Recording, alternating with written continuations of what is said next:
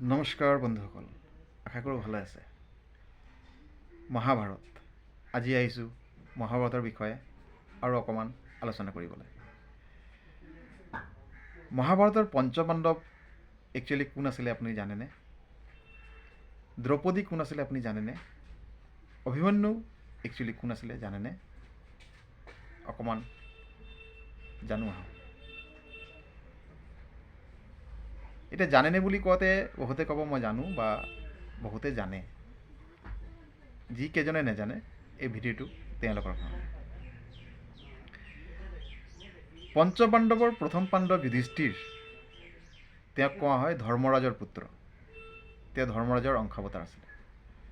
মধ্যম পাণ্ডৱ ভীম, তেওঁক পৱন পুত্ৰ বুলি কোৱা হয়। তেওঁ আছিলে বায়ু দেৱতাৰ অংশাৱতাৰ। তৃতীয় পাণ্ডৱ অৰ্জুন, তেওঁ আছিলে দেৱৰাজ ইন্দ্ৰৰ পুত্ৰ আৰু তেওঁক ইন্দ্ৰদেৱৰ অংশাৱতাৰ বুলি কোৱা হয়। নকুল আৰু সহদেৱ, এই দুজন ভাতৃ আছিলে স্বৰ্গৰ ৰাজবৈদ্য অশ্বিনী কুমাৰ দ্বয়ৰ অংশাৱতাৰ। পঞ্চপাণ্ডৱৰ কথা যেতিয়া আহিলে দ্ৰৌপদীৰ কথা নিশ্চয় আহিব। দ্ৰৌপদী আছিলে জগত মাতা মহামায়া মা কালীৰ অংশাৱতাৰ।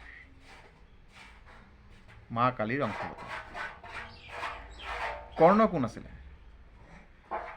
কৰ্ণ আছিলে সূৰ্যদেৱৰ পুত্ৰ, সূৰ্যদেৱৰ অংশাৱতাৰ।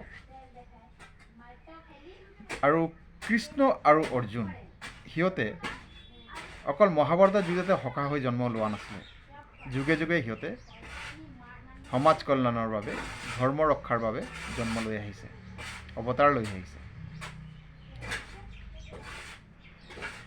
মহাভাৰতৰ আগত কৃষ্ণ আৰু অৰ্জুন নৰ আৰু নাৰায়ণৰ ৰূপত জন্ম লৈছিলে।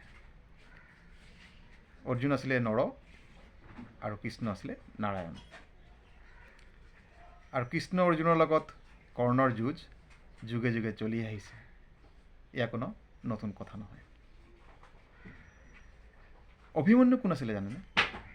অভিমন্যু আছিলে চন্দ্ৰদেৱৰ অংশ।